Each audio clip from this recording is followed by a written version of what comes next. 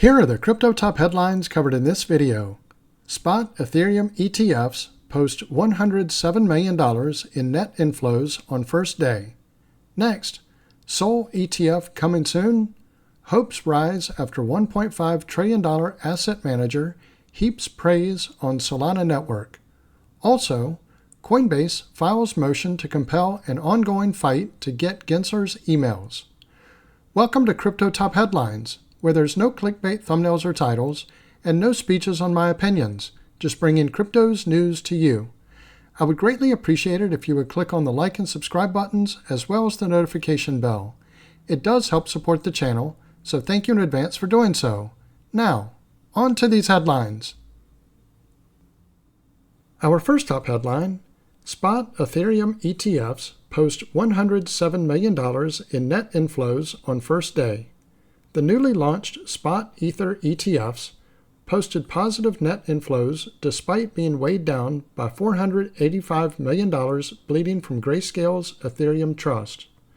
United States Ether exchange-traded funds posted net inflows of $106.6 million on their first day of trading despite massive outflows from Grayscale's freshly converted Ethereum Trust.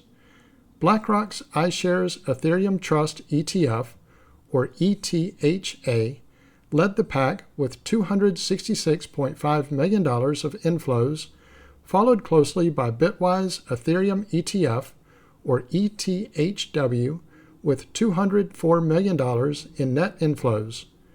The Fidelity Ethereum Fund ETF, or FETH, came in third with $71.3 million. The inflows to the newborn Spot Ether ETFs were enough to overcome bleeding from the Grayscale Ethereum Trust, or ETHE, which saw outflows of $484.9 million on the day, amounting to 5% of the once $9 billion fund. ETHE was launched by Grayscale in 2017, allowing institutional investors to buy ETH. However, it imposed a 6-month lockup period on all investments. Its conversion to a spot ETF means that investors can more easily sell their shares, which could explain the high day one outflows.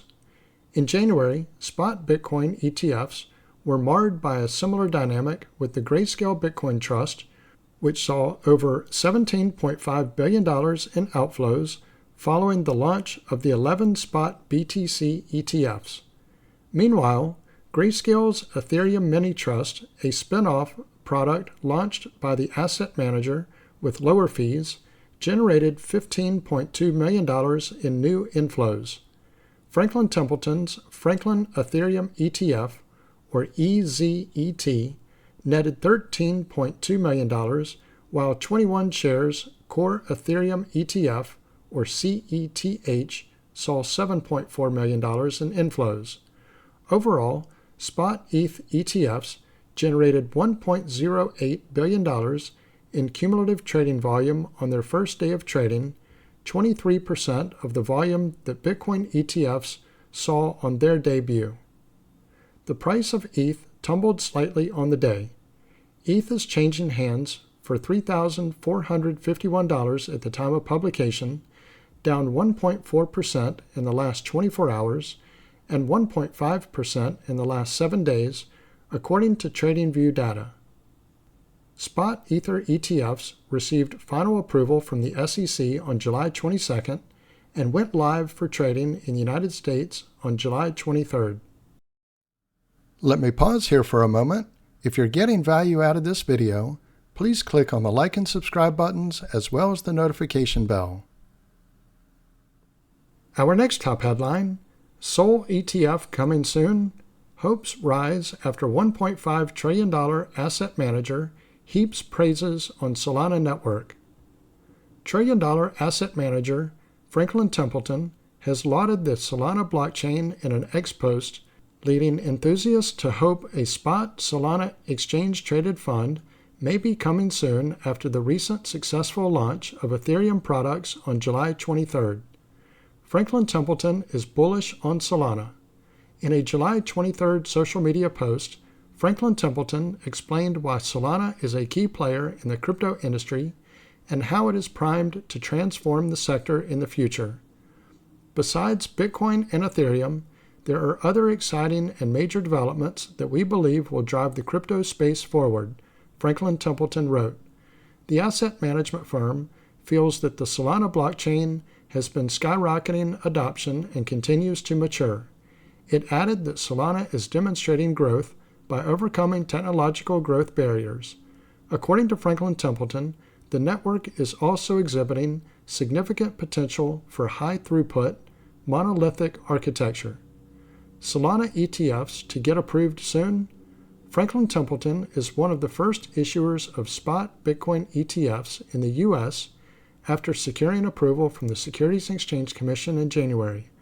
Franklin's statement regarding potential Solana ETFs notably came on the very day the company, along with 8 other asset managers, debuted their spot Ether ETFs on American stock exchanges. Analyst Eric Balchanas of Bloomberg Intelligence recently suggested that these Ethereum ETFs will open the floodgates for more crypto ETFs, including Solana-based products. Balchanas posited, "Keep in mind, after launch, there are flows and then add ETH products. I'm sure then Solana, and then it's probably never going to end. The dam has broken." Anticipation for Solana ETFs has been building since late June when Van Eck filed paperwork to list a fund that seeks to hold SOL. Other rivals, including 21 Shares, have also submitted applications for Solana ETFs with the SEC. Franklin Templeton's latest Solana skewed praise has stirred hopes that Franklin Templeton may also look to issue another ETF tied to Solana in the future. Our next top headline, Coinbase files motion to compel an ongoing fight to get Gensler's emails.